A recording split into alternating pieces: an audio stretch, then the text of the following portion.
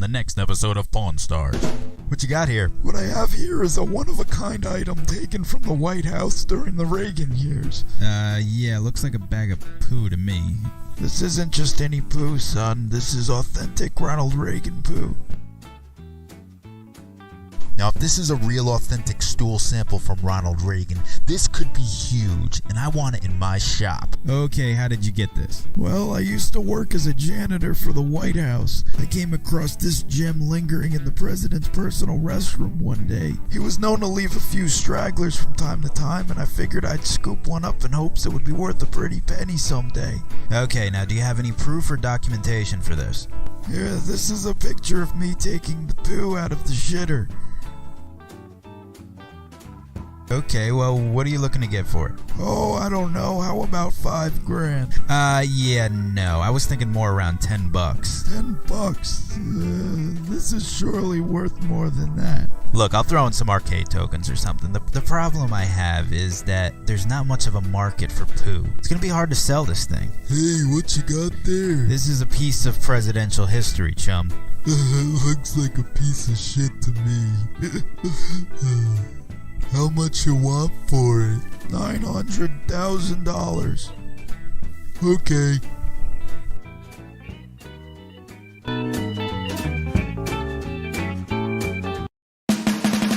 On the next episode of Pawn Stars. What you got here? What I have here is a one-of-a-kind item taken from the White House during the Reagan years. Yeah, looks like a bag of poo to me. This isn't just any poo, son. This is authentic Ronald Reagan poo. Now, if this is a real authentic stool sample from Ronald Reagan, this could be huge, and I want it in my shop. Okay, how did you get this? Well, I used to work as a janitor for the White House. I came across this gem lingering in the president's personal restroom one day. He was known to leave a few stragglers from time to time, and I figured I'd scoop one up in hopes it would be worth a pretty penny someday. Okay, now do you have any proof or documentation for this? Yeah, this is a picture of me taking the poo out of the shitter. Okay, well, what are you looking to get for it? Oh, I don't know. How about $5,000? Yeah, no. I was thinking more around $10. $10? This is surely worth more than that. Look, I'll throw in some arcade tokens or something. The problem I have is that there's not much of a market for poo. It's gonna be hard to sell this thing. Hey, what you got there? This is a piece of presidential history, chum. Looks like a piece of shit to me. How much you want for it? $900,000. Okay.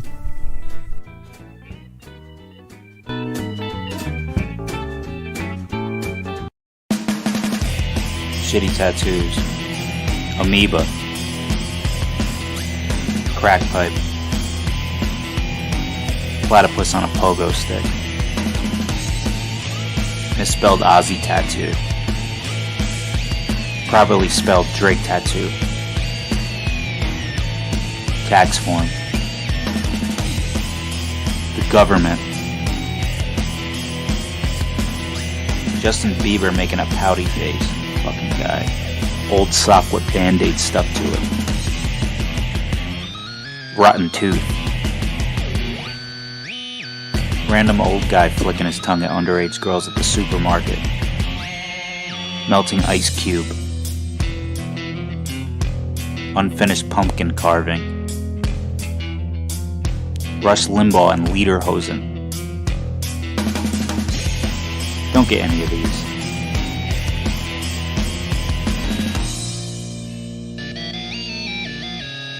Thanks. You want to know what happens after the final episode of Breaking Bad? Let me draw it for you. So this is where we left off. Walt's dead. Jesse gets away. Last we seen him, he was laughing like a crazy person driving away in his car. We'll get back to him. The next morning, the news is out. The great Heisenberg is dead. Sky's in the same spot smoking cigarettes. He breaks down and cries. Marie comes in, steals a knick-knack off the counter, then stares at Skylar. She kneels down and gives her a hug. The knick-knack falls out of her pocket. Sky goes, "Really? Now you're stealing my knickknacks? You got big problems, sis. And what's with you wearing purple every day? You a big fan of Grimace or something? Our husbands are dead!" Sky's like, "I know, but what's that have to do with you stealing my knick-knack?" I mean, that was actually on the top of your head when you walked in here, you fucking weirdo.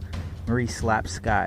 Sky's like, oh hell no, shoves a knick-knack in her mouth, pours purple Kool-Aid down her throat, and hits her with some mean Muay Thai kicks. Cops come in. Sky's arrested. She shows the police the GPS coordinates to Hank and his partner's bodies for leverage. Cops are like, yeah, but you just need that bitch in the face though. Like a lot. Yeah, you're going to jail for sure. Cops take her away. Walt Jr. shows up. Where's my breakfast? Sky goes to jail for a few years, comes out, shaves her head and eyebrows, and sits in a chair watching Pink Floyd's The Wall on repeat, never to be seen again. Walt Jr. walks in. Mom, where's my breakfast? Cut to Jesse living in a trailer out in the Salton Sea. Salton Sea, bitch! Completely cut ties with the outside world. Free from work, money, and stress, and lives completely off the land. Tilapia, bitch! Last but not least, Saul Goodman. Saul grew a beard, forced to move to Montana, hunts moose for sport, and sells those stupid helicopter things you see at the local carnival on the weekends. Although not the ideal life, he remains optimistic. I want my breakfast. Oh no, come on. I said I want my breakfast. Alright, you know what? I'm done. I'm not even going to narrate this anymore. I'm done. The end. Breakfast.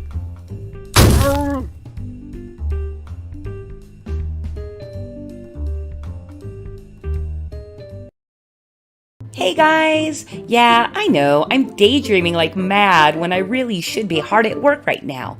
I should be writing my article for BizFed and doing an essay for my gender studies class. It's times like these I just get so stressed out that I go for a long walk and just be me. Maybe I even bump into my friends. They're great and we have heaps of intellectual convos on things like rights and stuff. We're so diverse. You know what? Life is pretty good. But things aren't good all the time. There are some people that just think wrong. Some people are just gross and evil. I'm always on my guard because Nazis and heteronormy breeders are everywhere. It just gets me mad. And when I get mad, I turn left. I am a warrior for my truth and my lived experience. I am justice for the minorities, the poor and helpless people. And I am stunning and brave. I am care.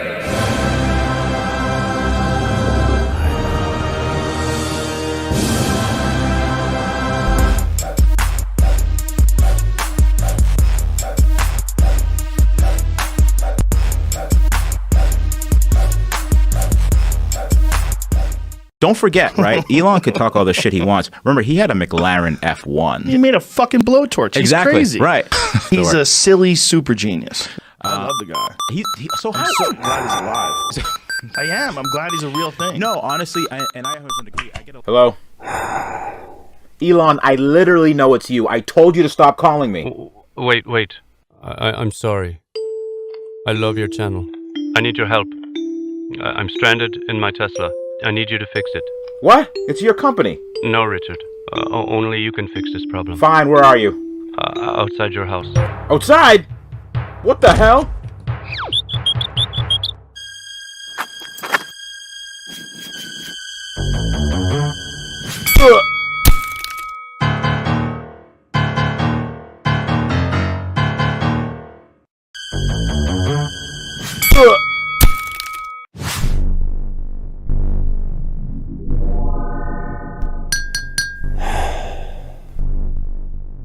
Good morning, Cupcake.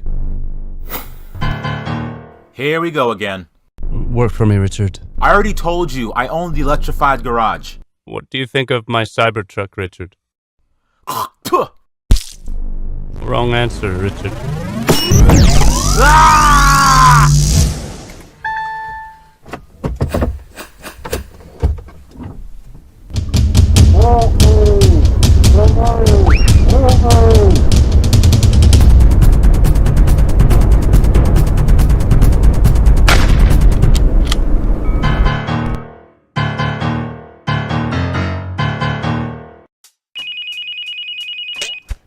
Yo, what's up, Slim Shady? You gonna come to Wildin' Out now that I dissed your ass? Nigga, what's up? This Nick. Get the fuck off my phone, Nick. You arrogant fuck. Play fucked up games with me, you in a fucked up prize, Slim. Yo, get the fuck off my phone, Nick, before I hang up and make you talk to my dick. Slim, just come to Wildin' Out. Stop the freestyling, bruh. I'm not going to Wildin' Out, Nick, because I'll be wildin'. Ow, and then I'll beat your ass, and then you'll be fouling. Damn, M, you must be off them mushrooms again, nigga. Nick, I'm warning you, get the fuck off my phone. You call me again, I'll hang you with Mariah's thong. Fuck you, Slim.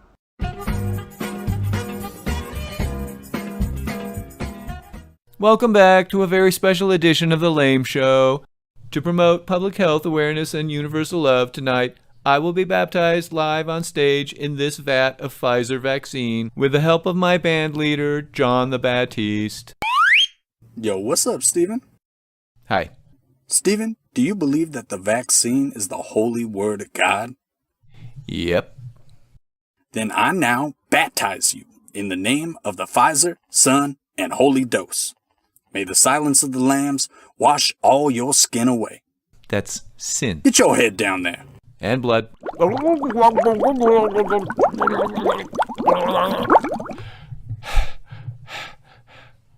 How do you feel now?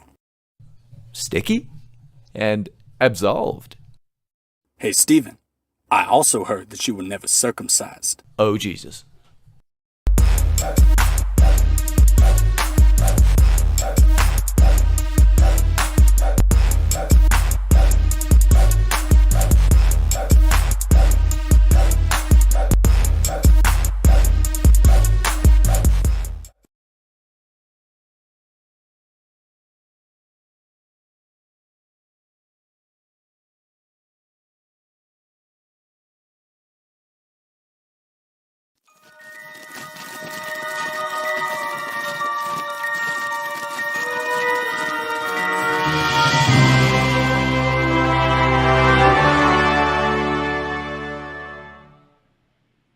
Hello and happy Thursday, what I like to call Practice Friday.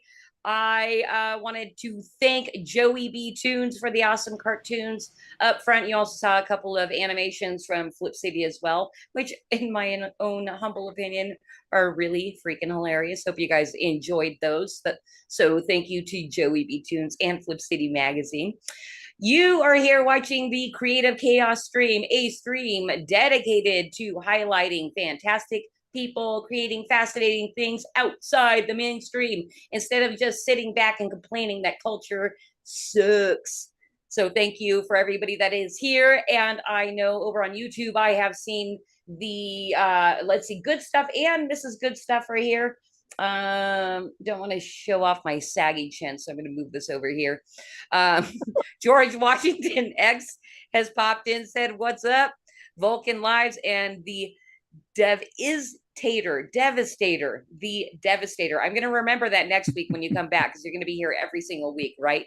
The Devastator.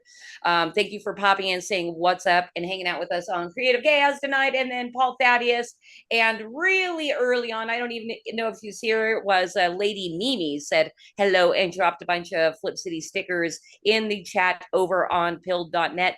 Thank you, guys. I'm building a little bit of an audience and people that come back every week. So I'm so happy I haven't scared you away yet, but maybe I will tonight. But you all know Flip City's Creative Chaos is sponsored by Flip City. And instead of a pitch tonight, I have a really big announcement that is so exciting for us. So the announcement that I have, and it's going to help Flip City skyrocket in that elusive internet clout that we've been chasing for years. A rather large and popular YouTuber and comedian that we've known for a few years recently pitched an idea that we're rolling forward with immediately. Some may recognize the name Joey B. Tunes because he's got near 1 million subscribers on YouTube and has an enviable social media presence. Believe me, I envy it. His short form content is mostly hilarious commentary on clown world shenanigans, but he's also a cartoonist, and you can see one of his cartoons here. Men with cameras, 1800s versus the 2000s, and women with cameras, 1800s versus 2000s, and it is spot on. Yeah, that's a little bit of Joey B. Toon's work. When he started on YouTube, his goal was to do animation, and you saw plenty of his animations to open the show. So in each new edition, you're going to find new cartoons by Joey in a piece we've named Concerned Citizens Corner. Now, you can see more of his work right now if you head over to the free magazine on flipcitymag.com. It's free, damn it. And we're super excited to collaborate with Joe. And he says he loves Flip City. So what I'm really saying here is if someone with almost 1 million subs on YouTube loves Flip City and is honored to connect his popular brand with ours, what's stopping you from checking out our free magazine? So check it out at flipcitymag.com. If you want to go straight to it, it's flipcitymag.com/free-magazine. And like I said, it's free, damn it. Go look at it. If you don't know what Flip City is and you're watching Creative Chaos, I don't even care if you stay around for our guest. He might care. But you got to go check out the free magazine. You can even have a separate browser open, flip through the free magazine, see Joey's stuff, see all the funny stuff that we published over the years in our sampler, and then go download it. Give us your email and download the free super sampler. All right, there's our pitch for tonight. It is time to bring in our beloved, and I think he's been called, a national treasure, Batman. Batman, you look like you are in your bat lair today. I am in my Bat Cave studio today, for sure, for sure. We have a comic book artist guest, and I'm in my comic book studio. Lots of fun stuff in my studio here, but we're rolling on tonight. We've got somebody that I'm rather interested in talking with. So finally. I know it doesn't have to be just me. It doesn't happen often, but when it does, it's interesting and I have a good time. But no offense to the other 31 people that have been on Creative Chaos. No. I've had a great time. I've had a great time co-hosting with you. This has been a lot of fun. I've met some very interesting people. A lot of them have very similar tastes and likes to mine. Just all around in general. And so why don't we bring in our guest? I think thank you, Batman. Usually you like to go on forever, but you really honed it in today. Well, thank you. Wait, before I do, make sure you like, subscribe, hit that thumbs up, send us gold pills, click that red pill, all on Foxhole, and share our show. Yeah. Go ahead, take it away. All right, cool. All right, so we're going to talk about Jason here, and then we'll bring him in. So Jason Sandberg, born in Minneapolis in 1971, acquired a love of drawing after discovering the artwork of Jacob Kurtzberg, a.k.a. Jack Kirby. Sandberg's paintings have been exhibited in Minneapolis and Manhattan. Now, Jason has published what I believe is his first comic, Jupiter, which critic and art historian Scott McCloud classified as uncategorizable. But don't worry, y'all. I'm going to bring Jason in and force him into a category. Jason! Hello, happy Thursday Eve. Happy Friday Eve. Happy Friday Eve. Yeah, practice Friday. We're practicing. Christy, I'm Batman. practicing with a beer. That's a good start. That's a good start. Thank you for having me on. I'm looking forward to chatting with you. All right, awesome. Okay, so I'm going to give you a little background on Creative Chaos. I used to prepare all kinds of questions and stuff like that. And I am practicing actually having a free-flowing, free-form conversation. But I do want to start. I'm really not going to force you into a category, but I'd like you to kind of describe what Jupiter is and why that art critic would say such a horrible thing. So you're saying you're going to take a concerted and deliberate effort to be more spontaneous. That's what you're telling me? All right, very good. So Jupiter is what I call the other kind of OMAC, the one-man anthology comic. So it is it's a variety of different stories Sometimes there's a short story, could be 3 or 4 pages. Sometimes there's a 1-page strip. Sometimes there's every issue is going to have an installment of an ongoing story, which will eventually be one large graphic novel when it's recollected.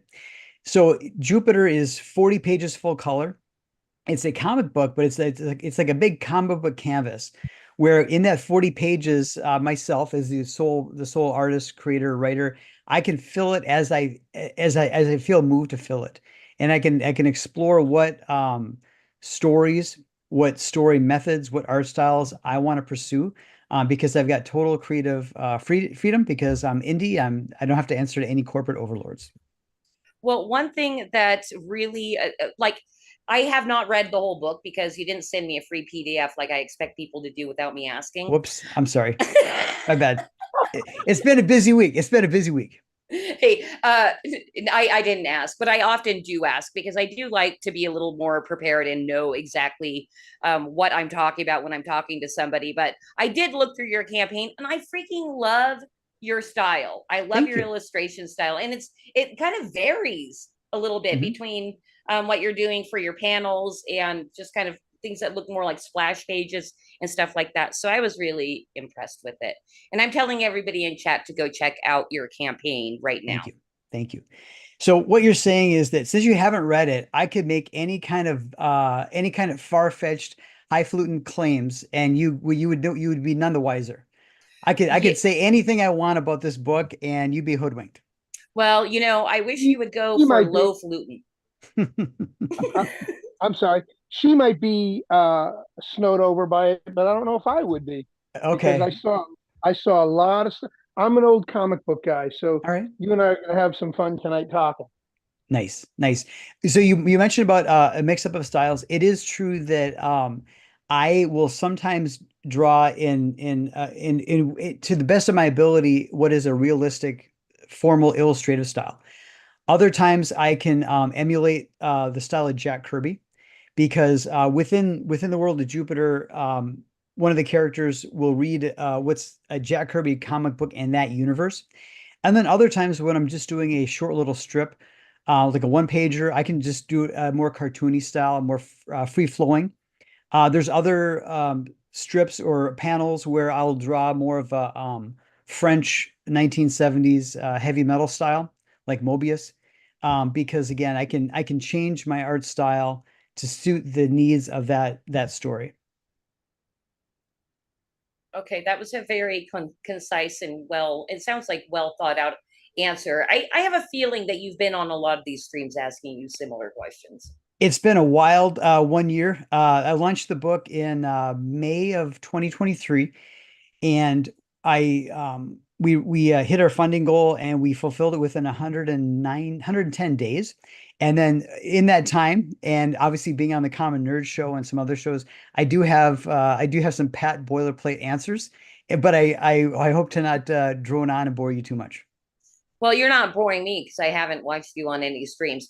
Something about being on the Common Nerd channel, which I recently kind of landed myself a place on as well, is it seems like when Jesse, the host of the show, takes off, you kind of take over by showing off comic books, because that's how big of a fan you are. Mm-hmm.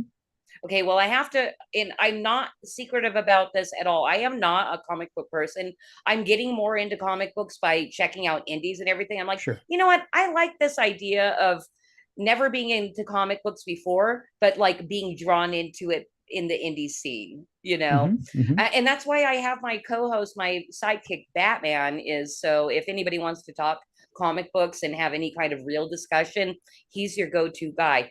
Which, by the way, Batman, are you still there? I see your mic is muted, and you had I'm rotating through laundry while I'm talking. Go ahead. You're always doing 5 things at once. Do you want to ask the questions that you had of Jason now? Yeah, if you want me to get into it right now, sure. Yeah, absolutely. Let's go. Dive right in. So, you talked about Kirby, so I saw that right away. For anybody who hasn't had the opportunity yet, Jason has a little YouTube montage of his comic book called Jupiter, that I was able to watch, and I saw many different styles. As the other people out there are saying, you can't be defined. Um, I can define you. To put a label on you, I would call you eclectic. Oh, I thank would you. call you Oh, eclectic. You have a very eclectic style. You dabble between Kirby, Hanna-Barbera, Victor Varsley, and Michael Allred. I mean, I just saw so Yep. much of all of those different artists in you and your work. I was very impressed. Thank you. So, have you ever done commercial?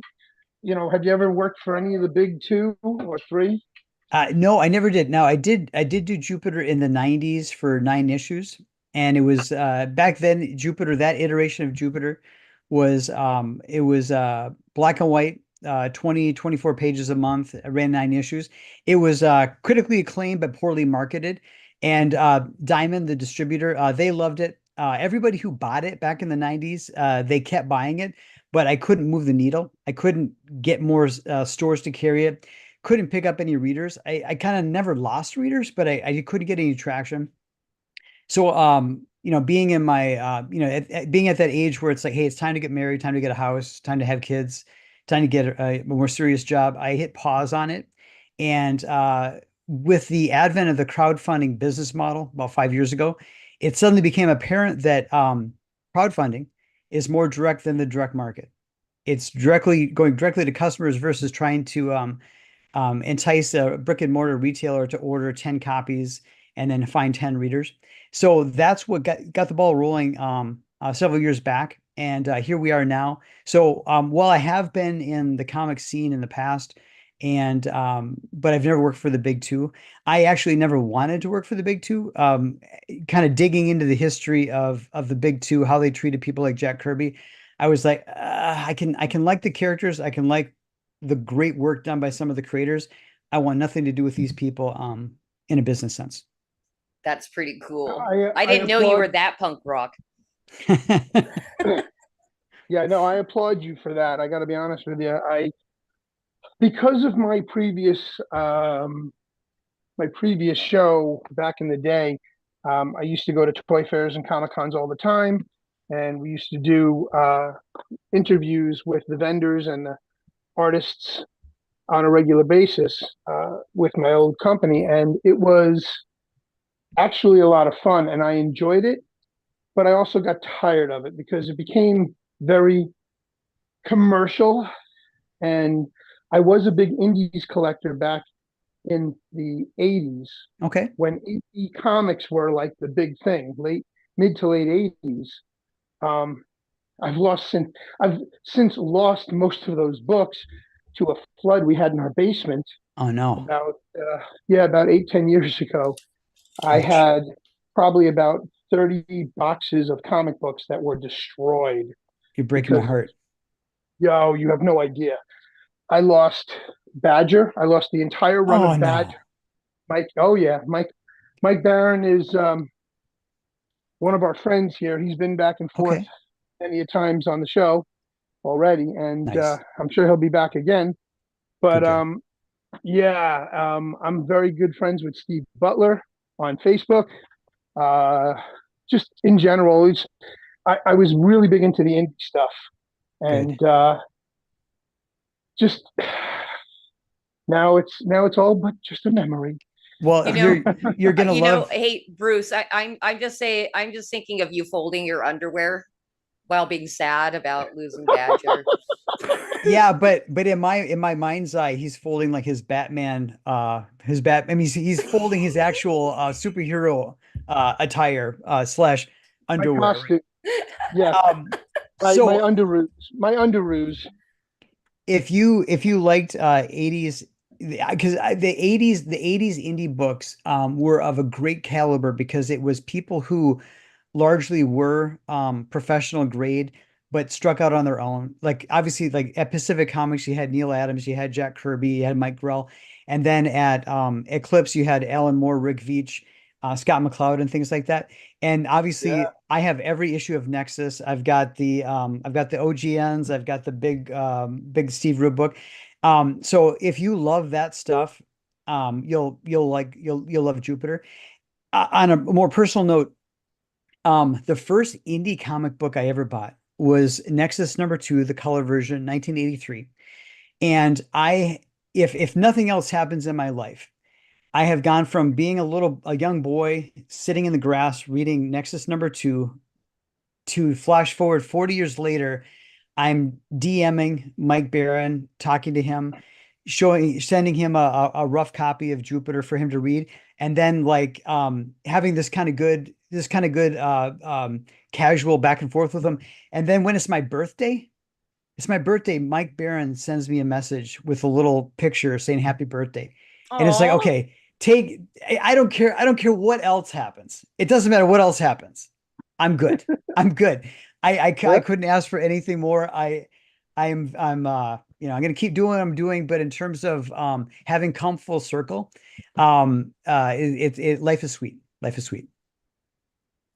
Very good. Very good. So where did you learn your art? Where did you train and where did you work out of or where did you go to school for or pick up on your own the talent you currently have? So summer of 1977, Star Wars is in the theater. I bought my first comic book, Captain America 214 by Jack Kirby. That stuff hit me right at the age where, all kids are kind of drawing, doodling, but I was at the right age, right time where it really went into overdrive. And I became just a lover of drawing. And I would take guidance from the comic books. And it was like the magic trick. The magic trick of taking a 2D plane and doing the optical illusion of having motion and energy and kinetics. That was like a magic trick. So I was just enamored with art in general, but comic books in particular. So from there, it was every day after school, making my own comics, just as terrible as they were, just doing my best. And then just basically staying with it. And then I would take art classes in high school as electives in college. But again, this is a time when there was no support there was really no support or approval for art for comics as an art form. So it was pretty much outlaw. It was outlaw art. The Kubert School was there, but it was too far away to go to. It wasn't realistic. And again, I didn't want to end up working for the big two. So I just stayed with it. And then I'm to the point now. I can look at the work I did in the 90s and I can admire aspects of it. And it's like meeting an earlier version of yourself. That's kind of fun, but it's hard for me to look at to the extent that now I think I'm finally hitting the point. I'm finally hitting the point where I'm drawing the way I should be drawing. And the artwork, I'm happy with the artwork that I'm doing now. So I'm in a good spot, taking care of my health. I've got a good another 40, 50 years here. So I'm going to keep plugging away and continue to hopefully get better. But in terms of formal studies, formal apprenticeship, it was all DIY and just doing my 10,000 hours or whatever Malcolm Gladwell says. Yeah, and I need to apologize because I did say in your bio, because I had no other like reference, that this was maybe your first time publishing, but to know that you self-published multiple issues of Jupiter back in the 90s, that's freaking cool. And I'm kind of interested in how it worked back in the 90s to like get your stuff in. Did you immediately submit to Diamond? I mean, what was that journey like for you? It was about 1997 where I think I hit the point where it was beginning to click, where I was like, okay, this is marginally kind of on a good day, passably professional. And at that point I said, okay, I think it's clicking. I think it's clicking. And again, this is post the 80s black and white boom and bust. This is post the image color boom and bust. So it was really a bad time, generally speaking. There wasn't a wave for me to surf. I was really swimming against the current. But anyway, I put together 3 issues of Jupiter in black and white. So I would have like a lead time, and I just followed the submission process for Diamond. I put it together, sent it in, and then meanwhile, I was pen pals with some people that I had respect for. I would just put together like a little care package of my strips and send it off, not to get published, but just to get like feedback and things like that. Because again, I was working I was not doing many cons or anything like that. So I was getting some feedback. But anyway, Diamond, they looked at it.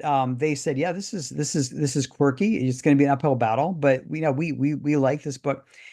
And so they accepted me for solicitation. And what that means is that you would plan out, you'd have a timeline, and you would have a month where your book was in the Diamond catalog.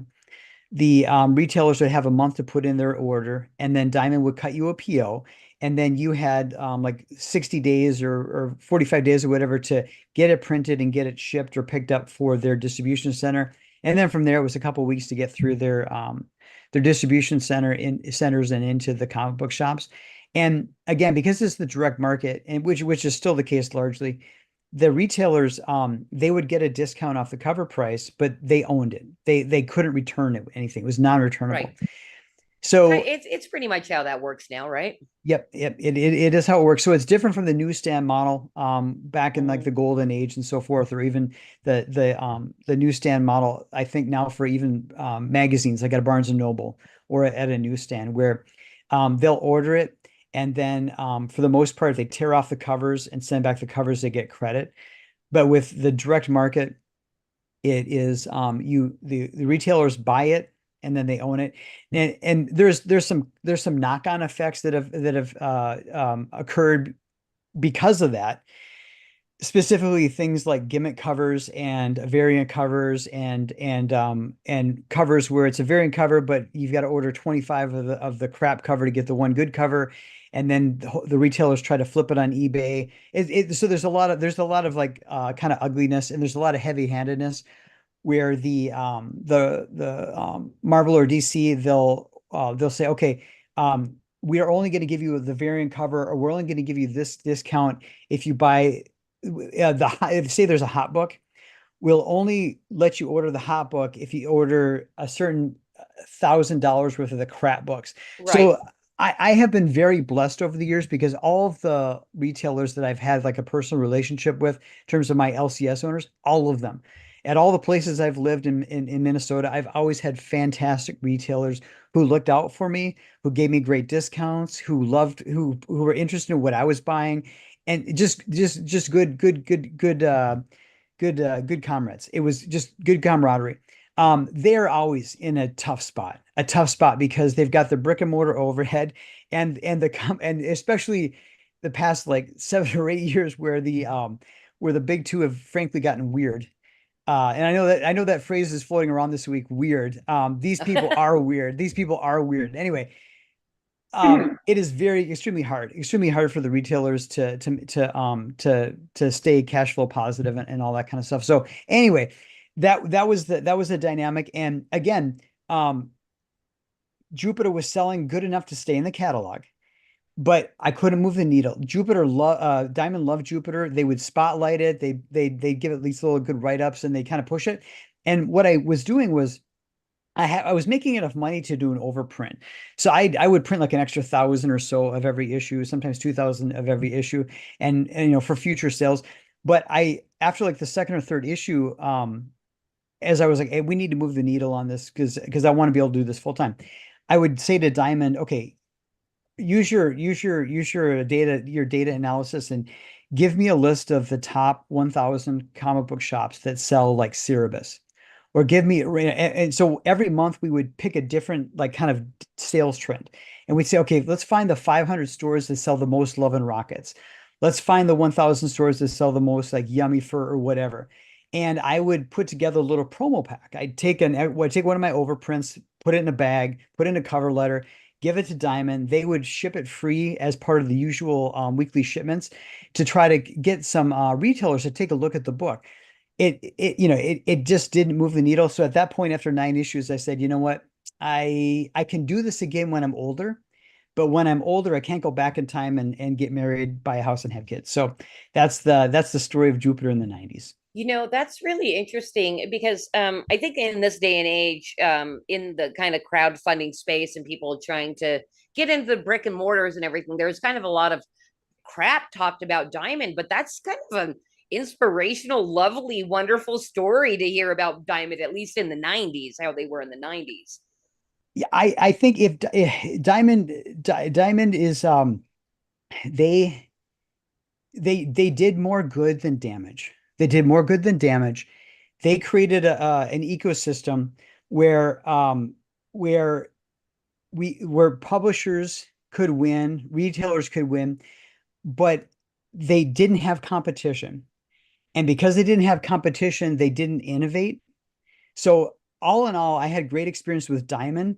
It was the dynamics of not being able to get through, not being able to get the attention of the retailers that meant I couldn't move the needle. But Diamond was always good to me. I may at some point reconnect with Diamond, who knows, in the future. But it is just the issue of there's a 400-page catalog of comics every month, and also Funko Pops and also manga. But anyways, there's this huge catalog, and you're a retailer. You've got a shoestring budget. What are you going to take a chance on, right? Right. And you and then on top of that, you've got Marvel and DC saying we're going to strong arm you. There's a hot book coming out. Let's just say it's like, the new X-Men. We will only let you in. They'll say things like, in August, we'll only let you order as many copies of X-Men 1 as you ordered for the Ghost Rider in the year 3000 series from the spring. So you're the orders you put in for their shit book are the cap for what they'll sell you on their hot potato book. It's just God. But but you have to crazy. Guess. You have to guess ahead of time because they play these games like as a retailer. Yep. Whoa. Yep. There's that's crazy. Yeah. They'll spread the word and they'll say, because it's like, hey, this is a hot book. It's got a lot of buzz on it. I want give me like 100 of those. And they'll say, okay, if you want 100 of those in August, in March, you've got to buy 100 of this terrible book. Anyway, there's all kinds of crazy stuff in there. Some retailers have slowly been migrating towards manga, D&D, Funko Pops, and back issues. So I love going. Anytime I travel, I go into comic book shops not to get the new stuff, but to dig through the old stuff, right? Because that's where the gold is. By and large, the gold is in the back issue bins. So that is the challenge of the retailers. And every year, the amount of shelf space for the new books kind of shrinks, and people are getting more into into manga, the indie scene, European comics, and back issues. One thing that I think is happening, and this is just my theory, I could be wrong. 30 years ago, the North American comic book market should have migrated to a European model. And what I mean by that is that in Europe, the creators, sometimes they'll serialize a story in like a magazine or whatever, and then they'll collect it at the end. But by and large, the European artists will put out 2 or 3 graphic novels a year, maybe 1 or 2. The point is that the relationship between the reader and the creator is, I'm going to come check in with you in 6 months and see what you got, because I love you as a creator. The American market is, these corporations own these IPs, and they're going to shove it down your throat every month.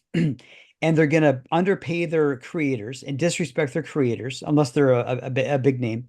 And they're going to do whatever they can do to rip off the reader in terms of crap crossover events, crap storytelling, just all the crazy stuff. And it was never in the interests of the big corporations that controlled the market, just by the preponderance of their financial powers. It was never in their interest to migrate towards the European model. So a European model is where, twice a year you get a book like this, a fantastic book like this. You get something like this twice a year from a European creator. That doesn't help the corporations. They want to sell you these floppy page they want you to buy 12 to 48 of these 20-page floppies every year, versus getting a nice album twice a year. So because of the thriving indie crowdfunding scene, and because top name creators like Mike Baron, Graham Nolan have been like pushed out by the big two, they're going crowdfunding. So this is my theory, is that the crowdfunding revolution is inadvertently driving the North American comic book market towards the European model, which is, I love Graham Nolan, I love Mike Barron. Two or three times a year, they're going to hit me up with some 70, 80 page gorgeous book. And I will shell out 30, 40 bucks for it, no problem. And I think that that's what's happening. But the beauty of it is that Marvel and DC, it's happening against their again, despite their best efforts to undermine it, despite their obstinance, it's happening slowly but surely. And I think when this all gets over with, we're going to see that the North American market is now in a much better European model. Okay, and that segued perfectly into a question that kept popping in my head while you were talking about the market and the how the Europeans do it and all that. Is I was wondering just kind of what your projections are for indie people that are crowdfunding and making successful books through crowdfunding or even independently producing. Because we're shit at crowdfunding, but we've survived for 5 years, so we at least have a track record. If it's going to be something that would be recommended for indies to try to do and be is in the brick and mortar, is that going to survive? I mean, what do you think is happening in that space, the brick and mortar store, and them being able to pick up on the indie thing? I believe that. So what I'm noticing in the Diamond catalog is I'm seeing books by Mike Barron that after they've done the crowdfunding, they've used the crowdfunding to fulfill the backers, and they funded the overprint. So then the book then gets solicited at Diamond. So what that tells me is that when the book runs through the direct market, they've already printed it. They don't have a printing bill. So the revenue coming from Diamond is now 100% profit, or whatever, minus overhead. So I've seen Billy Tucci's She Omnibus in the Diamond catalog. I've seen Mike Barron's Thin Blue Line. I've seen Steve Rude's Gormundo book. I think that what it's going to look like is that people will do an indie campaign to manufacture the book and take the excess revenues from that to do that overprint and build inventory, and then pivot to Diamond and other online sites and say, I satisfied the crowdfunding. I've got my inventory. Now I'm going to go sell it on other platforms where I'm not expecting that revenue to cover the print costs. I've already covered my print costs. I think that's what's going to happen. And the crowdfunding is going to be the R&D, the research and development. And you mentioned you've been doing this for a while. What I would anticipate is that you're going to continue to build relationships, continue to build brand loyalty and things like that.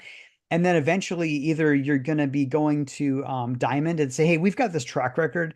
We've done X number of campaigns. We've got consistently these people. Like our trend is that every time we do a campaign, we pick up readers. So we're not losing readers. We've got a good trajectory. Is this something you think that we can Diamond or some other Barnes and Noble? Do you think you can find someone that can connect with this the way we've been able to connect on the crowdfunding side? And I do not know if it's going to be Diamond or some other third party that's going to aggregate all the crowdfunded books. That remains to be seen. I don't know. Obviously that's not my forte.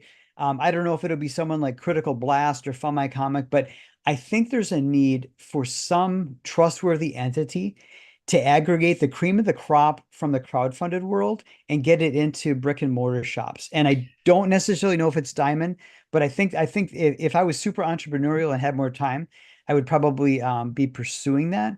I think there's a need. That is actually a really great idea, and I wouldn't be surprised. And if Luke from Fund My Comic has been that entrepreneurial, because you said aggregate, but what is that other word where curate? Yep. You have to have the awesome curator, and I wouldn't be surprised if either Critical Blast or Luke Stone did it, you know. Because the retailers don't need another 500-page catalog of crap. They've already got that, right? But that's the thing. I mean, I have no idea how they are with their connections with a ton of freaking comic book shops. And you know, it really kind of, like, to me, and I think I said it last week with my guest, it feels like we're like kind of in the infancy as we're seeing like the big entertainment industrial complex burn down to the ground because they're burning it themselves. You know, it's prime time for us all to rise up out of the ashes, and we're in the infancy of a renaissance, and it excites me and I freaking love it. And there's going to be all kinds of new businesses born out of this. And you know, but it kind of, you know, being in this gray area, it can be depressing or it can be exciting. I choose to be excited. Well, with what you do, I don't know how you can do what you're doing and not have fun. So, you know, regardless of the sales, you're obviously having a blast. You're laughing all the time, having fun. So I think it's just a Until we're matter. trying to pay rent. I think it's just a matter of you know, continuing on that path, and every you know, trying to outdo yourself from the campaign before, or the edition of the magazine, that, you know, and make every iteration, every version of the magazine better than the one before, and you just have to keep pursuing that, and eventually people find it. Yeah, I agree. And yes, we are having fun. It is one of our favorite, we call it our paper baby because it takes all of our money and we love it like hell. You There know? you go. All right, Bruce, you got a question. I want to know if you had any dealings with a gentleman by the name of Zach Oat over at Diamond. Name does not ring a bell. Nope. Okay. He's one of their marketing people. He's been with them for quite some time, but he used to work for Wizard Press. Oh, wow. When I was just a journalist covering the comic industry on the Fringe with Nerds in a Bar and my other companies, that I became very friendly with Zach Oat, and he is one of their head people, but they stole him away from Wizard Press. He used to do their Toy Fair magazine and that whole thing with the 8-inch Mego figures. Oh yeah, they were spoofing on that. Yep. How Robot Chicken was born. Yep. From that. Yeah, so that's kind of where he comes from. I'm sure he has tons of war stories, but that's fantastic. That sounds like a fun gig. There. He's still with Diamond. If you need a contact, let me know through Christy, and I will get you his information. Okay, yeah, and just if next time you casually talk to him, if you want to just send him, you know, point him in my direction. They can go look at the campaign, look at the trailer, see if they anything clicks with them.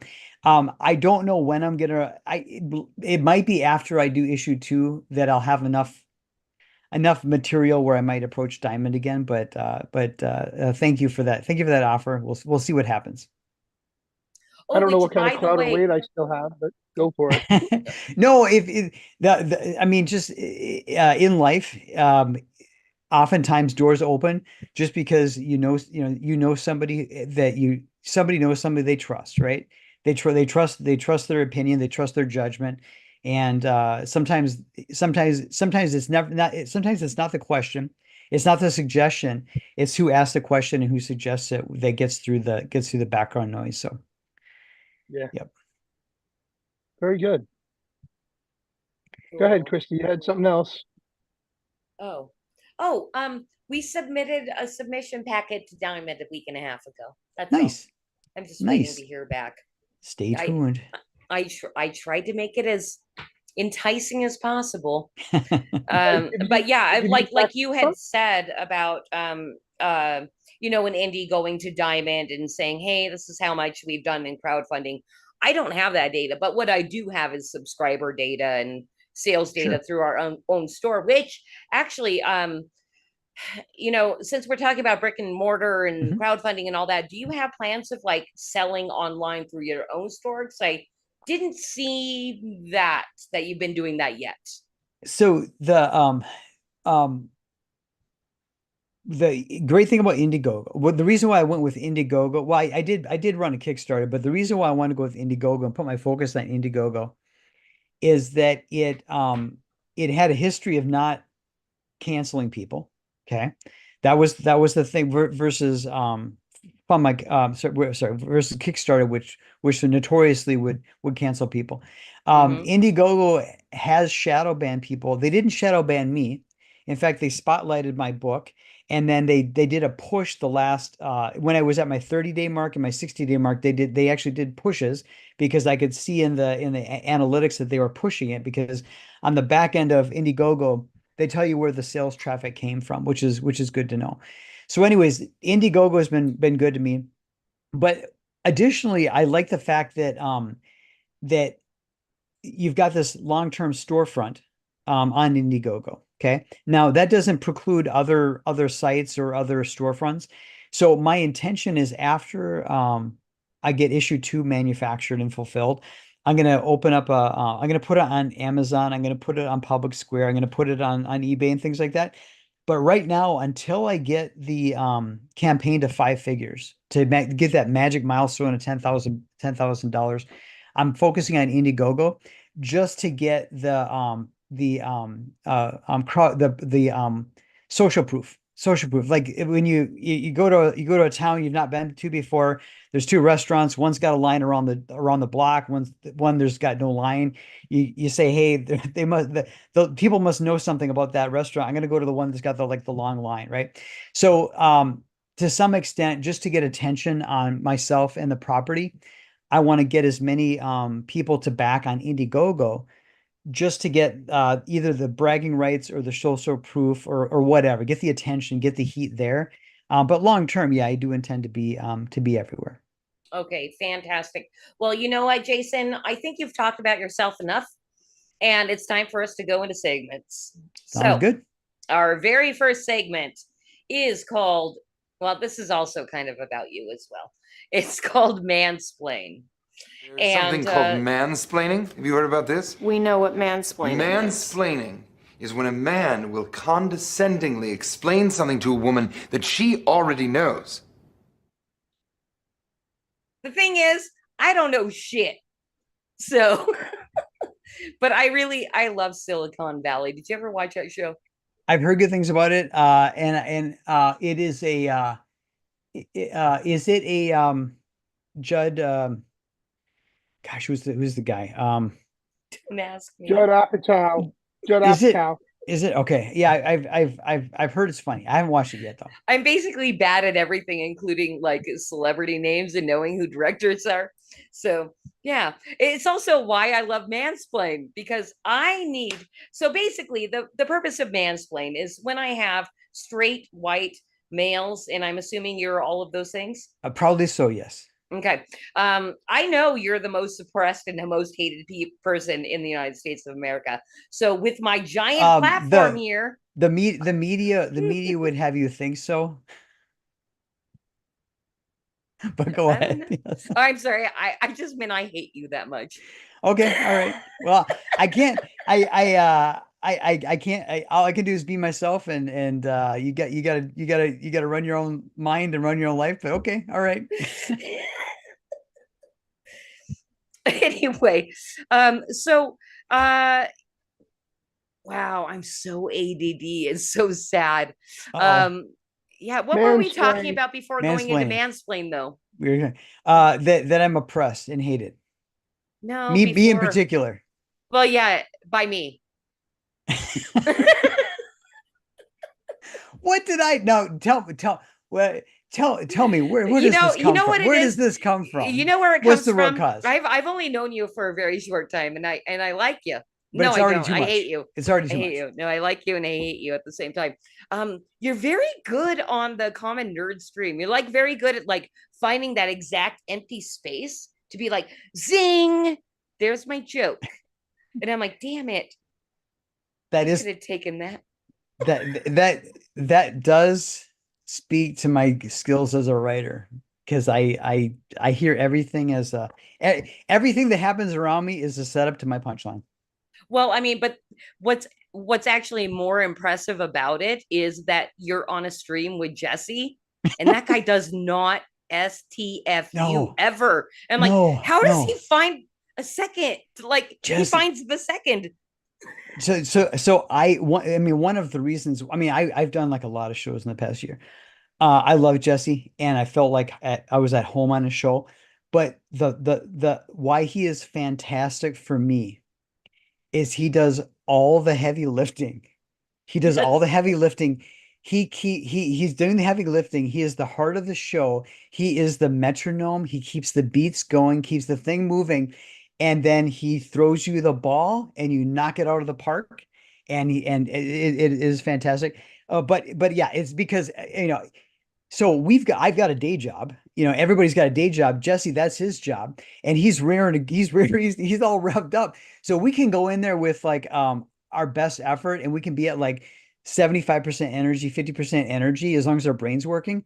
He's like Energizer Rabbit, right? And so he's keeping it going. And then you just have to be synced up. And then boom, you mic drop. It's fantastic. I couldn't ask for a better host. You know what? That was actually a perfect mansplain. It was totally unplanned. But for anybody wait a minute. What makes it a mansplain? What makes it a mansplain? You totally explained exactly how to work in the Common Nerd podcast, which I'm a new member of, and I'm like, and I'm always sitting back like, well, I don't know if I should say anything yet.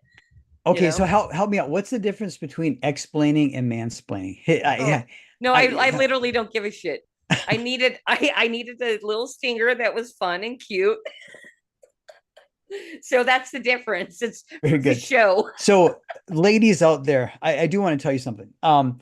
What is more cruel than mansplaining is when a guy doesn't say anything and just watches you fuck up. That's cruel. That's cruel. Guys will do that. You would rather have a guy mansplain than sit there and watch you try to put gasoline in a Tesla. Oh God. Yeah. Well, that's the thing. Like I only learned about mansplaining because of, popular culture and all the complaining about it. And I'm literally sitting there pondering like, what the hell are these people complaining? These literally are just women that hate men. Yeah. Because I grew up with a strong father. Like my dad is fucking awesome, and I'm blessed to have him in my life. Good. I go to him for advice still. I listen to my husband. Once in a while I do my woman thing and I'm like, you're wrong because blah blah blue, and then he'll explain things and I'm like, you're still wrong, but maybe not. But whatever. Like I just love and respect men. And that's what's the point of mansplain actually, is I'm giving you a platform to actually speak because you're so oppressed. Well, as a father, your dad won at life. That's what guys want to hear. That is fantastic. Now, the only thing more corrosive and dangerous than mansplaining is marksplaining. That is when a Marxist-Leninist tells you how the world works. That, believe me, ladies, mansplaining is bad. Okay. But if you have to sit there and listen to someone marksplain how the world works, it's bad. It's bad. I don't know if I've ever, well, no, I must have. I've had to because I live in Southern California, and beyond that, I have more. Do you want a rescue mission? No. Okay, listen. I love Southern California. I really do, like as a place and location, and the people in Southern California are not assholes if you're outside of a city. It's actually, people are friendly. It's cool. But yes, everything else about California poop. Anyway, I live in Southern California, and basically all the women in my family are teachers. Oh boy. So yes, I've heard plenty of Marxist-splaining. Okay. Oh yeah. Well, my dad pointed out, this is why I love my dad so much, is out of our family. Okay. So 4 children, right? And then everybody gets married, and then we're not talking children yet, but so you're talking 8 people, right? Mm-hmm. Out of those 8 people, 6 of them all work for the state. Oh my god! In one way or another, it's my Tax brother eaters. and myself are Tax the only eaters. ones. It is, and what's hilarious is my brother and myself. We're both business owners and entrepreneurs. It's like. Were you the older? Were you two the older of the 8? Or were you the? If we're talking about 8, I'm including all of my in-laws as Okay, well. gotcha. So there's Okay, 4. okay, I'm the okay. middle child. Okay, all right. If that couldn't be guessed. So there's 4 of us, but I'm the middle. This is the way I like to explain my own middletomness. Mhm. Is it was girl, boy, girl, that's me, girl, right? So my brother was special, sharing the middle with me. He's the only boy, so he still had specialness. I was the middle girl in yeah. So I'm fucked up all the way. But probably my husband said one day as a compliment, but then when you really think of it, it was like a backhand, and then we laughed about it. He's like, I married the funny one. And I'm like, so they're smart, pretty, and funny. Ouch. Yeah, Ouch. exactly. And then we died Ouch. laughing. Yeah. But wait a Anyway. minute, I have to chime in here. Yeah. Just because you're funny does not mean you're not smart and cute. Yeah, but you didn't lead with that. He got the best of all 3. So No, thank you, Bruce. But now you literally ruined the punchline, you asshole. I love you. Thank you. All right, let's leave this because I have 2 more segments. All right. And I'm really interested for this next segment, which is called Conspiracy Corner. Mm-hmm.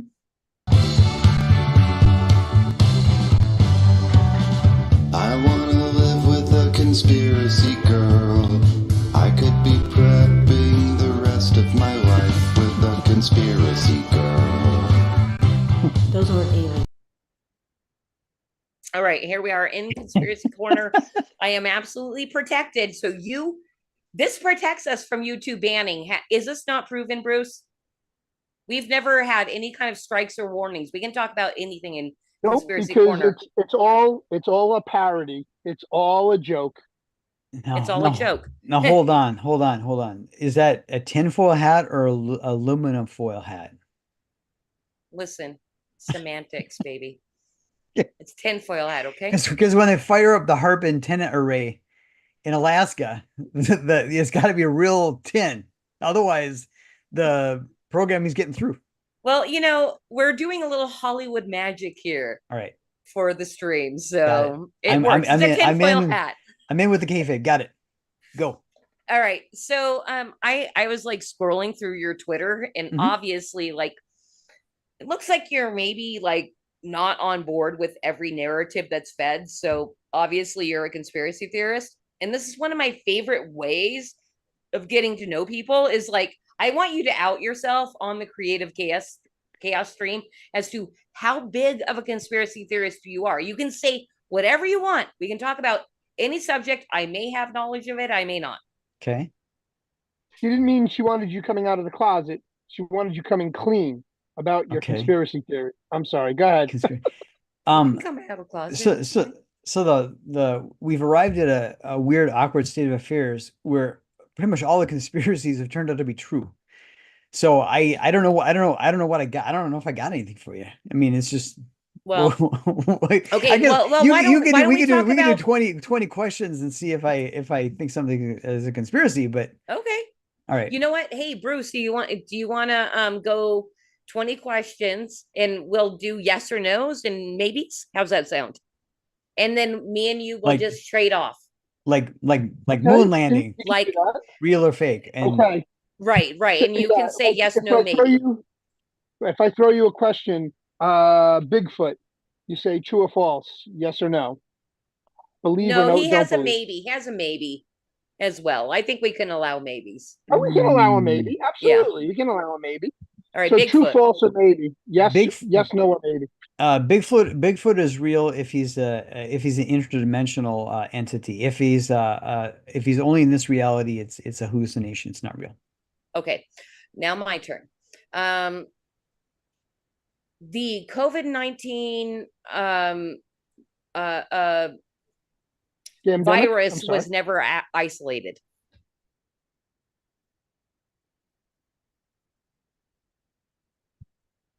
I believe it was isolated.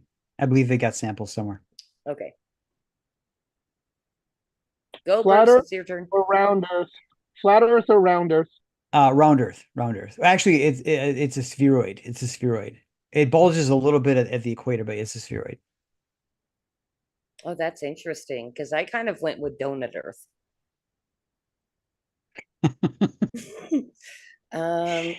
Now, what's happening? What's happening with the iron core and the Van Allen belts? That's who knows. Well, you didn't want to go deep, so we can't talk that much into it. Right. Okay. Cryptids.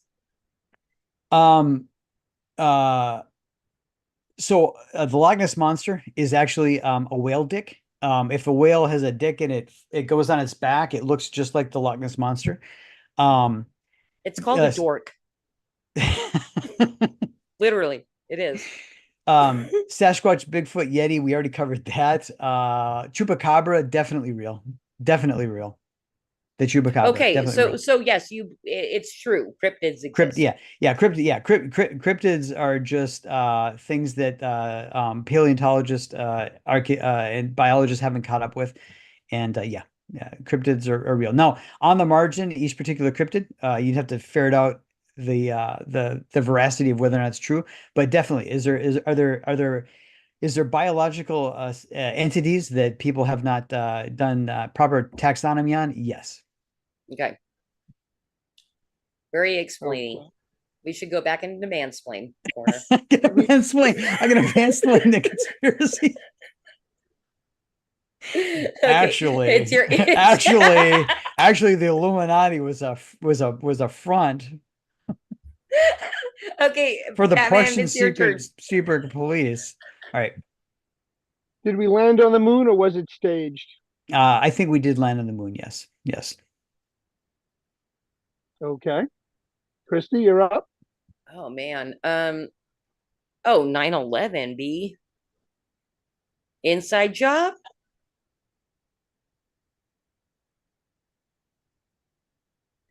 I think there was potentially a stand down on 9/11 in order to create an incident that could justify other policy goals.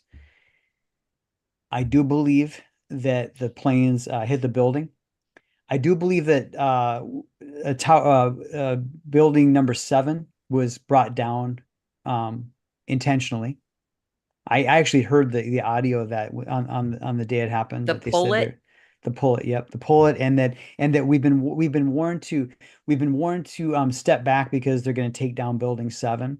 Now, is that because there was significant damage because of it's just the sheer kinetic energy of the other 2 towers coming down did enough shifting that things were out of alignment and building 7 was going to fall regardless, but right into its footprint, or if because there was like a CIA center in there, they had it prefabricated to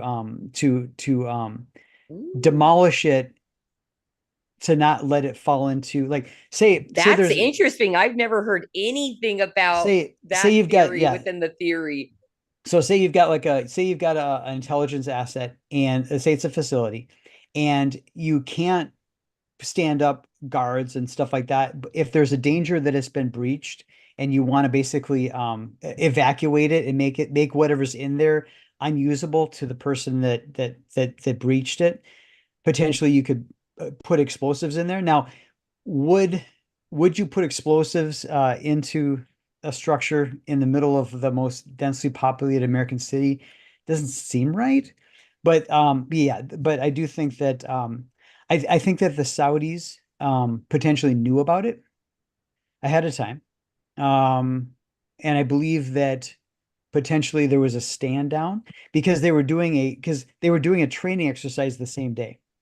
All right, moving on, because we can go on forever and ever about 9/11. It is literally, is that okay? Yeah, it's fine. Yeah, I'm good. Okay, I'm good. okay. I'm good. Okay, cool. Because I do right. have another one already lined up, and I bet Hold- Bruce does hold- too. Yeah, hold yours. You just let me go on this one. Sandy Hook, crisis exercise or legit? Oh, that's Bruce. You're really bringing him out of the closet if he Yep. doesn't say totally Yep. legit. Okay. So it has been so long since I looked at that. I do not believe that anybody should be sued for $1 billion for questioning something. You. I do, and really, I would love all the people on CNN that are saying that Trump was not shot. I really hope they all get sued for $1 billion. I honestly, I don't think, I couldn't say. I think it was a legitimate shooting, but I think that they took advantage of the fact that people were questioning it to do the outrageous lawsuits. But I've got no reason to believe that they didn't, that it wasn't a real shooting.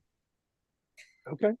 Go ahead, Christy, you're up. Is the mainstream And I don't have $1 billion. media, is the mainstream media a legitimate organization practicing media? When the mainstream media adheres to sound journalistic processes and actually reports the truth, they're acting as journalists. When they are intentionally putting their thumb on the scale, intentionally acting as the propaganda arm for either big business or a given political party, they are basically doing marketing for an agenda. So I want there to be a free market in news. What I ask is, I do not expect the mainstream media to not lie, but I want nobody to be censored. If I can listen to the mainstream media and know that they're potentially lying to me, but nobody else out there in the world is being censored, the information, things will eventually sort themselves out. I think that's the state of affairs that I would ask for, knowing that even from the Jeffersonian period in this country's history, where there were partisan newspapers and they were hurling insults against each other, I can handle that as long as nobody's being censored. The incredible danger is not that CNN is bought and paid for by Pfizer.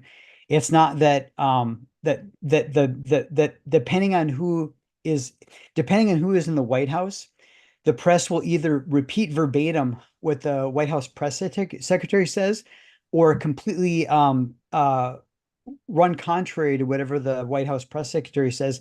That to me is what's disgusting. But so long as other people aren't censored, I think we can eventually all sort things out. It is more important to me that there's freedom to discover the truth versus a situation where we have to rush to judgment and we have to listen to one monolithic or semi-monolithic voice of authority. Extremely dangerous. That is true. And ultimately, it is not important to me. It is not important to me whether a company lies to me or tells the truth, so long as they have to experience profit and loss. And it does not matter to me whether or not a government lies to me or tells the truth, as long as it must balance its books. In the short term, a business or a government can lie to me, but if you adhere to profit and loss, eventually error, eventually mistakes, eventually blunders root out the truth as to whether something's working or not. You're a smart guy. Yep. Thank you. The principal danger that we're in is that corporations are subsidized, get bailouts, get handouts, and that the government can print an endless amount of money and destroy the currency. So that's why that to me is more dangerous than I can't believe what's in the newspaper. All right, got it. Hey, Batman, one more for you, one more for me. Okay. Area 51. Did the aliens bring? Are our cell phones reverse technology? I don't know. I do believe that there's recovered craft. I do believe that there's propulsion methods that are non-fuel based. They could be potentially negating gravity or warping space. So I do think that there's UFOs. I do believe that the government has probably shot them down and recovered the pieces. I do not know how much of our current technology is back engineered. Wouldn't surprise me. And then Area 51, I do believe that in some instances it could be back engineering craft, but most likely it is for the most part in terms of what people have seen over the years. For the most part, when you see stuff in the sky, it's probably test vehicles. Fantastic. And the very last one, I'm just making a statement, and you can say true, false, or maybe. Jeffrey Epstein killed himself. False. Hells yes. Addendum and a follow-up. Is Jeffrey Epstein really dead? I do believe he's dead. Do believe he's dead. If he were alive, they would have if they wanted to keep him alive, they would have negotiated some sort of special like how Pablo Escobar he basically built himself a prison. When Pablo Escobar had to go to prison, he basically built himself this prison, which is basically like a spa. It was basically a house, and he built it, and they said, okay, put the fence around and put the good. So Jeffrey Epstein, were he alive? Had they wanted to keep him alive, the intelligence agencies, they would have figured out something cozy for him. They would have hidden him away, but he would have been living in relative luxury.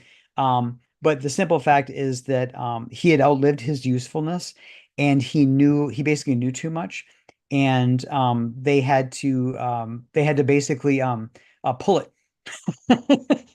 Pull it. That's a great way to actually end the segment.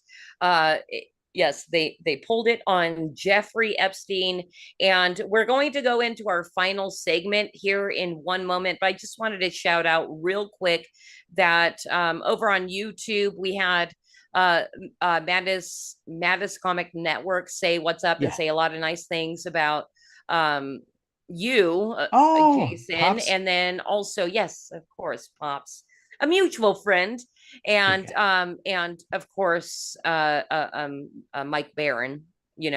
Mike Barron gave Pops his phone number as soon as he DM'd him, so that was really cool. Dude, Mike is a freaking, I'm going to take my tinfoil hat off because this is not a conspiracy theory. Yes, Mike is a champion for the indies. Like as far as anybody, like I admitted earlier, I've never been in the comic space. I don't know who is who and all this kind of stuff. But Mike, as far as being a name, I can't think of anybody that has a name that has been such a friend. Maybe Ethan Van Sciver, but there's a lot of drama. Like Mike's been able to I think hover above the drama. Like he's a magical person.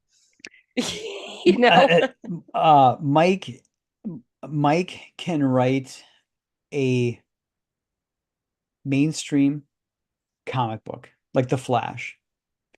Mike can take a character like the Punisher, which at first blanch is like a great elevator pitch, but he can then breathe real life into it, right?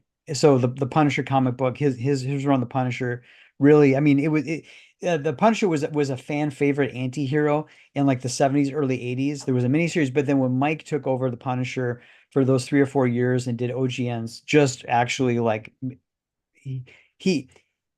he took the elevator pitch and he shot it up into space like a rocket. Mike, between the Badger and Nexus, Nexus to me is the GOAT of indie comic books.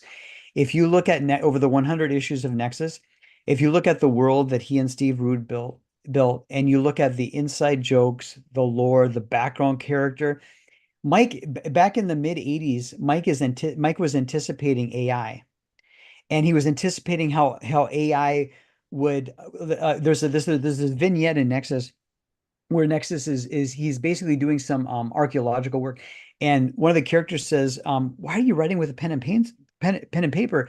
Use like this AI thing to collect your thoughts and spit out your thesis." And he's like, "No, when I use that AI, I end up with reams of drivel, but I'm afraid to edit it or throw away because it's my creation, right?" He has all these sprinkled through Nexus, and a lot of his writings are these very prescient, very poignant ideas and predictions and insights into human nature, the human condition, on top of these other like stories that are happening. And then obviously he's got his fiction work, and then he's got his essays, and he's got his music reviews and things like that. When you look at his body of the writing and the variety and the quality and so forth, it's remarkable. And then just the fact that he's just as personable as he is, and also that he's seen, he's seen it all. The guy's seen it all. Yeah. Just fantastic. And then also just the rapport that someone like me has with him. And I'm sure there's other people that are like me, that have come and gone, that are still around, where he's got this kind of intermittent, very, very informal, very warm correspondence with.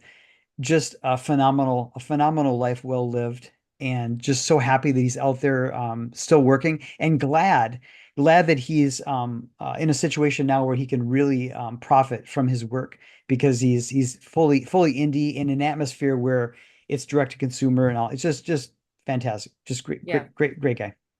Wow, I didn't know we were going to go on a long mansplain about about Mike Baron, but we all do love him very much. And I just got to say, like, regarding the mansplain thing, is George Washington says, "Man explaining to woman equals mansplain," and then followed that up with, "Mark's splaining equals a commie explaining to a woman." And then we're going to, I just need to say also what's up to Dale Dimmers over on YouTube. I think that is the first time I've seen you here. Cool. Same with Wheelchair Rick, says Salty Army checking in. So I responded with a big re to him. Thank you. Nice. For anybody from Salty Army that's still checking out Flip City Magazine.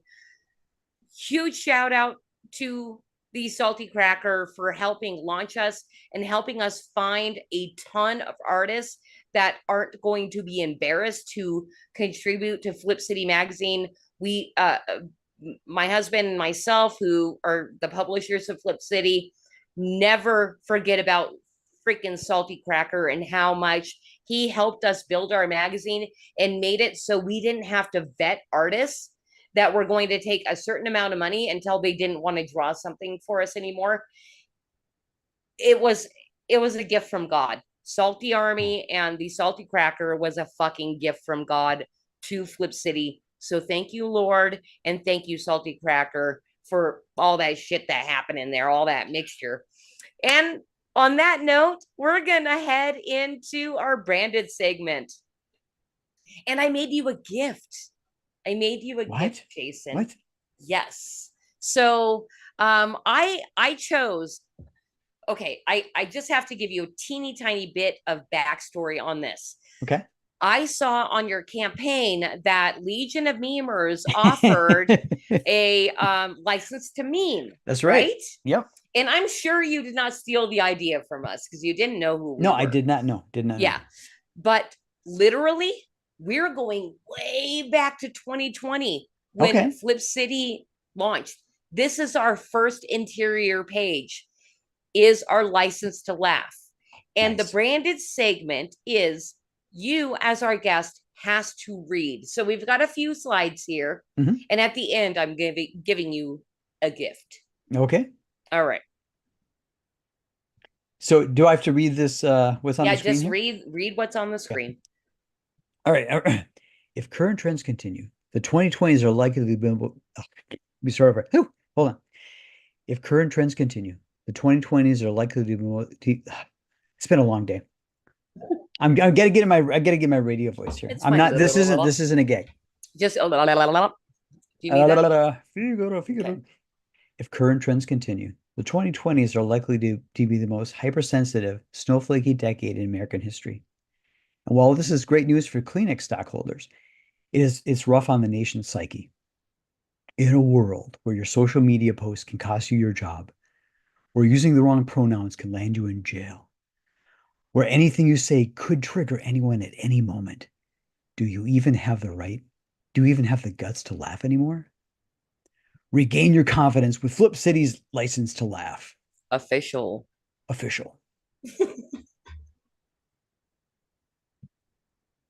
And this here's her license to laugh. Nice. Oh yeah, so you could do any of those laugh styles. Yes. Nice. Very good. And do you have a snort? I sometimes snort. Clip or print. And do I need to read this too? Well, yes, of course. Okay. Clip or print and present any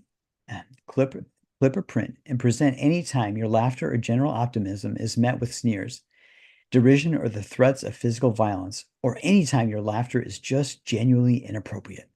Flip City's official license to laugh is not an endorsement of your joke, act of laughter, or overall sense of humor.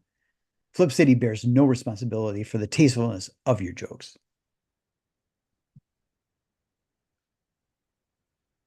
License do not shield bearer from liability or from local or national hate. Well, what good is this thing? Come on. I think. Are you charging people for this? Are you charging people for this? No, it's just a clip out in the magazine. They bought the magazine. License does not shield bearer from liability or from local or national hate crime statutes. What?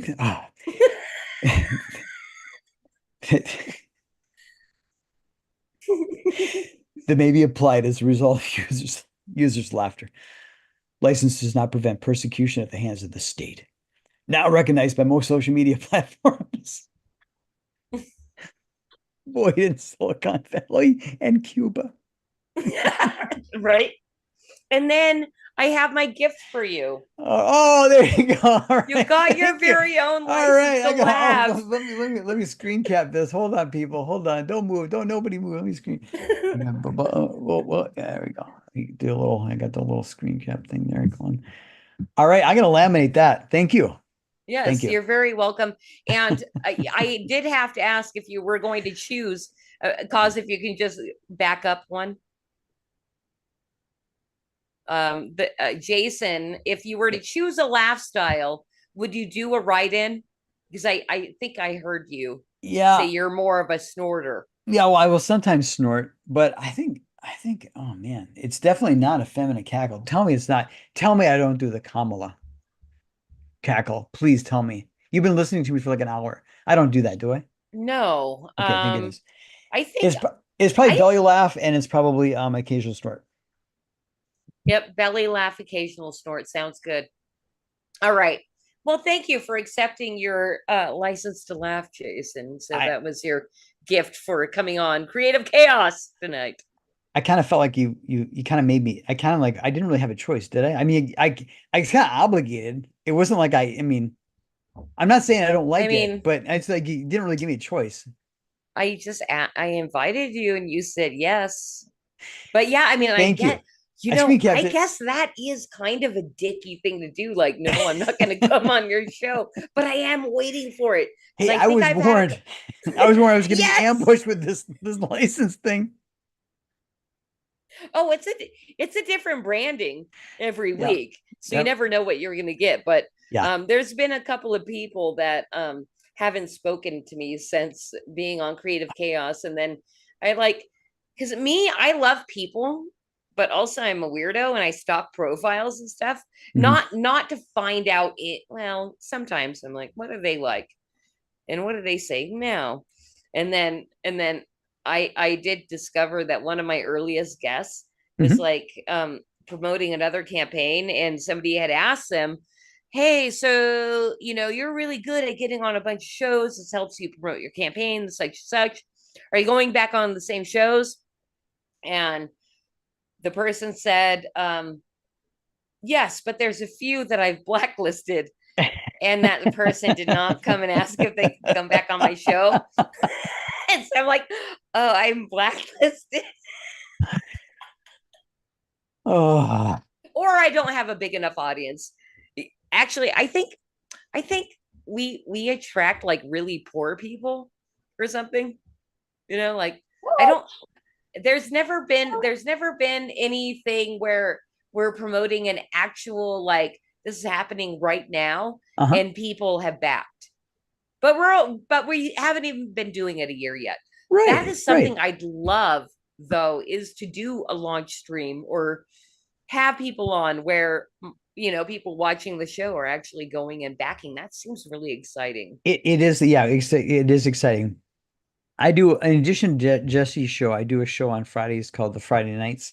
And we have been running for a year. And we typically, if there's a creator on, we usually get 2 or 3 people that back during the show. So we're building up that. We're trying to build up that. We're trying to build that up. So you're so you're inviting me on soon. Okay, great. that is correct. Just DM me. That is correct. I will connect you with our scheduler. I'll connect with our scheduler. You have a scheduler? Yeah, it's Mad Ruth. It's Craig's channel.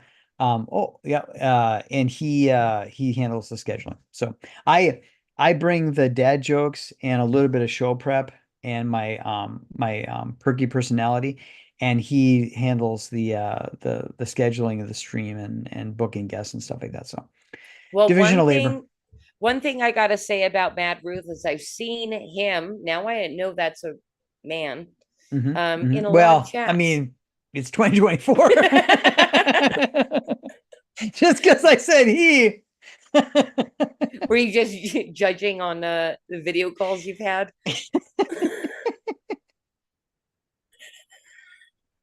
I'm gonna clip that and send it. It's not like he's a boxer or something. I mean, Let's send it to Hicks. Zim. No, That's the word. Yeah, Mad Ruth is he has fathered children. He's such a man. Okay. That proves it. And he's killed Taliban.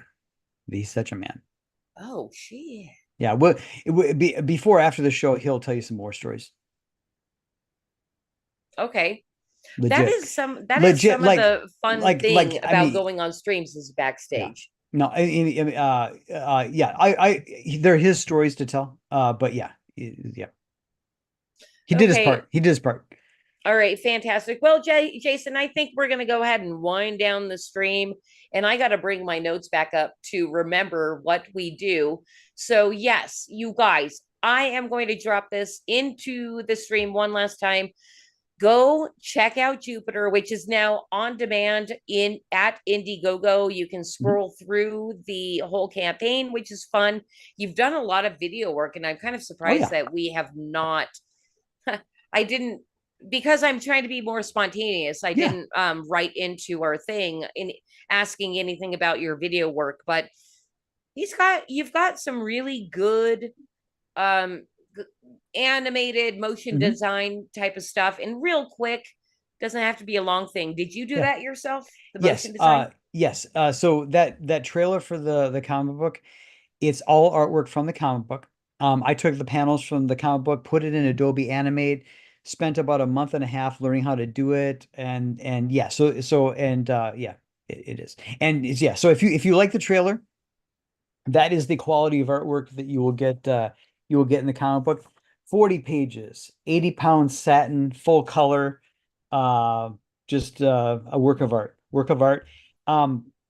It's 40 pages for $13, or to ship the following day, only typically $5 for shipping and handling. People tell me that they read this 2 or 3 times. People tell me that it's on the bookshelf and they're at work and they think about it. They're eating their lunch in the cafeteria, and there's like paging on the overhead speaker, and they're like, Jupiter. They think about vignettes from here. And then they'll be like on the way out the door on the weekend to go to like a ball game, and they'll pause, they'll pick it up, and they'll like flip through it and go, yeah, yeah, good stuff. So it's an experience. Jump on board. I'm hard at work on issue number 2. And so jump on board. And then again, everybody who backs gets an official license to meme. Oh, thank you. Can you put that way up in the camera Yep. if you can keep it focused? Because that is what I wanted to see.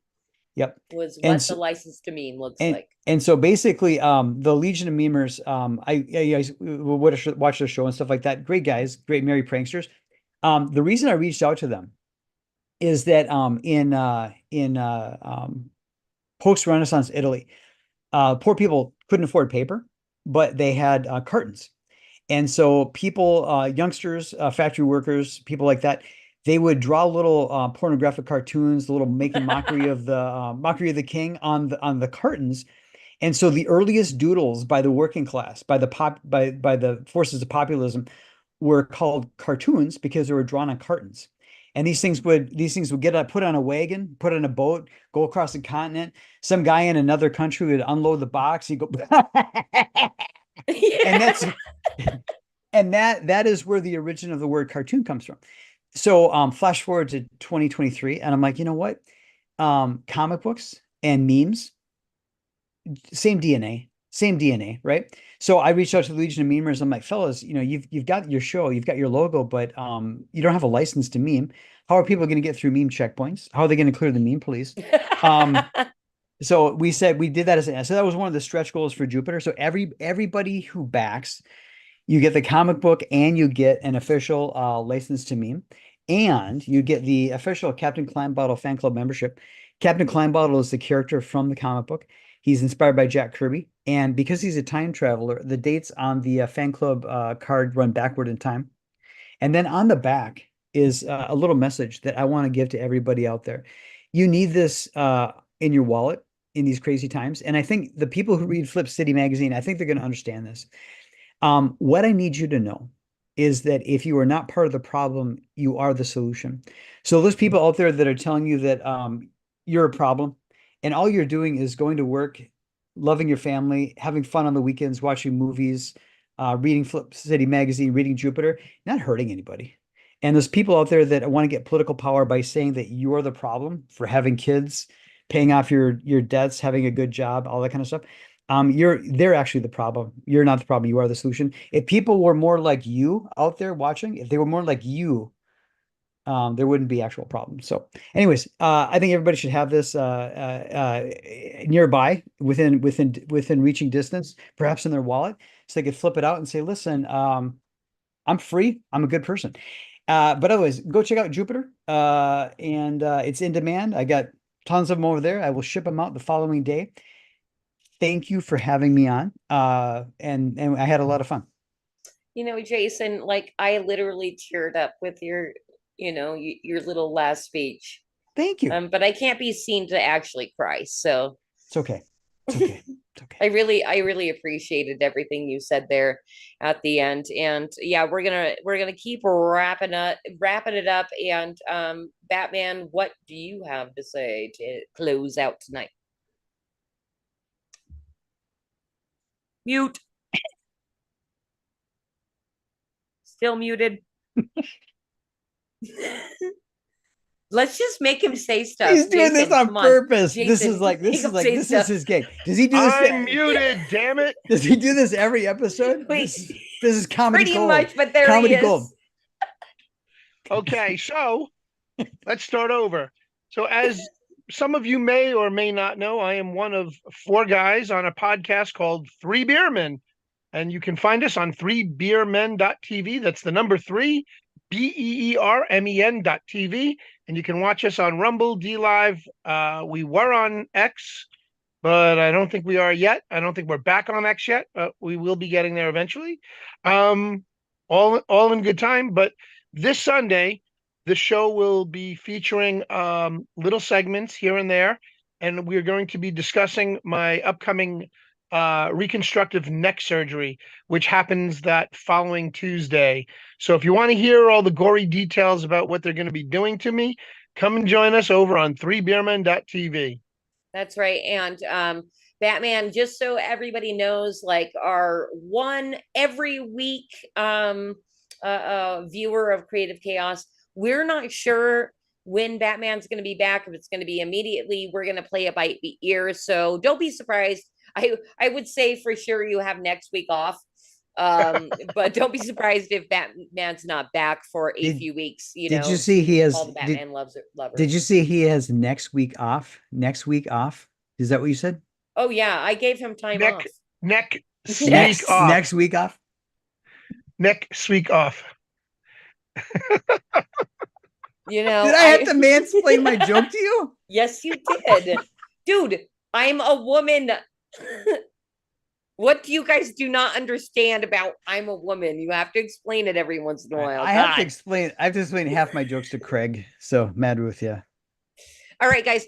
And then, of course, giant thank you to also Cosmic Grandpa, my producer. I could not do this show without him.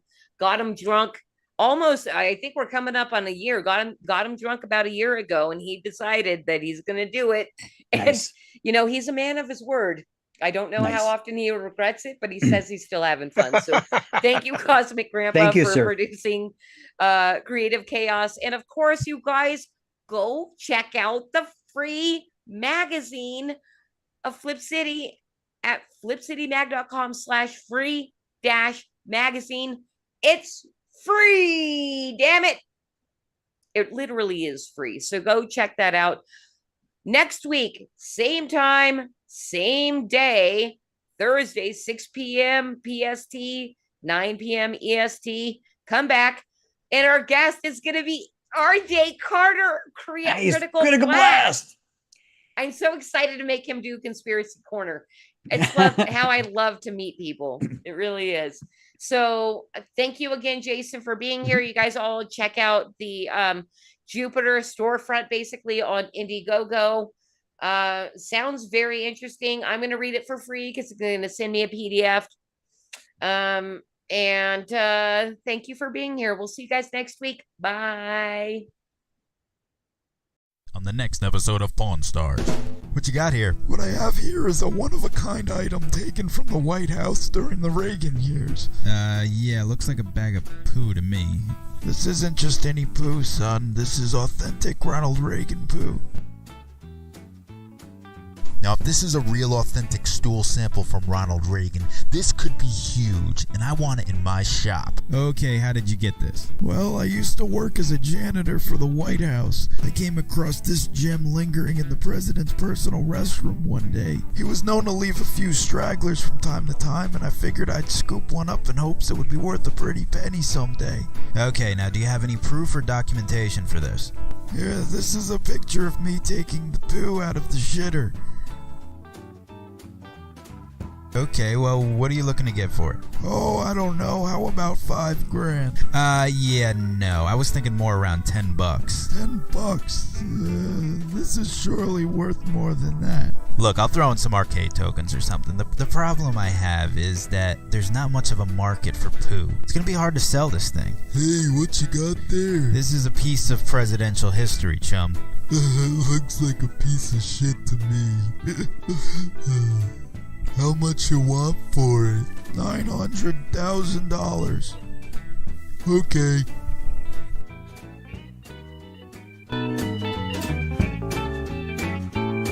Don't forget, right? Elon could talk all the shit he wants. Remember, he had a McLaren F1. He made a fucking blowtorch. He's exactly. Crazy. Right. He's a silly super genius. I love the guy. I'm so glad he's alive. I am. I'm glad he's a real thing. No, honestly, I 100% agree. Hello? Elon, I literally know it's you. I told you to stop calling me. Wait. I'm sorry. I love your channel. I need your help. I'm stranded in my Tesla. I need you to fix it. What? It's your company. No, Richard. Only you can fix this problem. Fine, where are you? Outside your house. Outside? What the hell?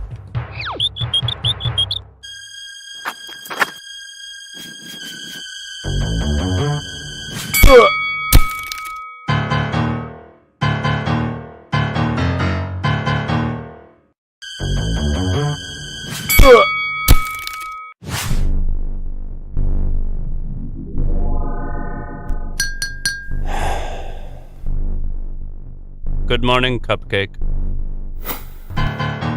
Here we go again. Work for me, Richard. I already told you, I own the electrified garage. What do you think of my Cybertruck, Richard? Wrong answer, Richard. Ah!